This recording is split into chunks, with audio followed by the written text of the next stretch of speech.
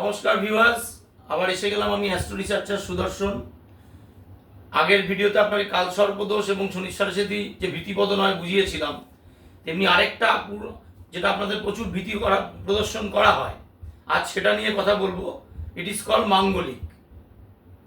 মাঙ্গলিক নিয়ে অনেক কিছুই শোনা যাচ্ছে, যে মাঙ্গলিক থাকলে বিয়ে হয় না, মাঙ্গলিক থাকলে বিবাহিত জীবন শেষ, মাঙ্গলিক থাকলে লাভ প্রেম কেটে যায়, মাঙ্গলিক থাকলে সন্তান হয় না। আজকাল তো শুনছি মাঙ্গলিক থাকলে পড়াশোনাও হয় না, মাঙ্গলিক থাকলে জীবনে উন্নতি হয় না।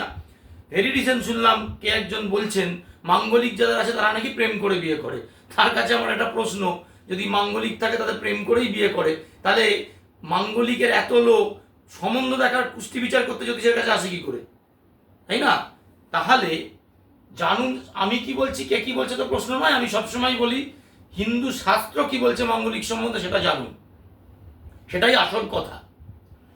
মাঙ্গলিক মানে হচ্ছে বৈধব্য যোগ, মাঙ্গলিকের আরেকটা নাম। অর্থাৎ শাস্ত্র বলছে স্বামী স্ত্রীর মধ্যে যদি একজন মাঙ্গলিক হন, একজন মাঙ্গলিক না হন, তাহলে যিনি মাঙ্গলিক নন তার প্রাণহানির সম্ভাবনা থাকে। কখন? মাঙ্গলিকের এফেক্ট যখন পাবেন। আচ্ছা, কিন্তু প্র্যাকটিক্যাল জীবনে দেখা গেছে মাঙ্গলিকের এফেক্ট চলাকালীন যদি তার আয়ু কম থাকে তাহলেই একমাত্র তার প্রাণহানির সম্ভাবনা থাকে। যদি আয়ু কম না থাকে তাহলে তার মৃতবৎ রোগ হয়, অর্থাৎ বড় বড় অপারেশন, হসপিটালাইজেশন, আইসিসিউতে ভর্তি, কিন্তু প্রাণহানি ঘটে না। এটা হচ্ছে আসল মাঙ্গলিক। কিন্তু কিছু বিশেষ উদ্দেশ্যে মাঙ্গলিকের অনেক আরো ডেফিনেশন সবাই দিচ্ছেন, কিন্তু মাঙ্গলিক মানে বেসিক্যালি হচ্ছে বৈধব্য যোগ।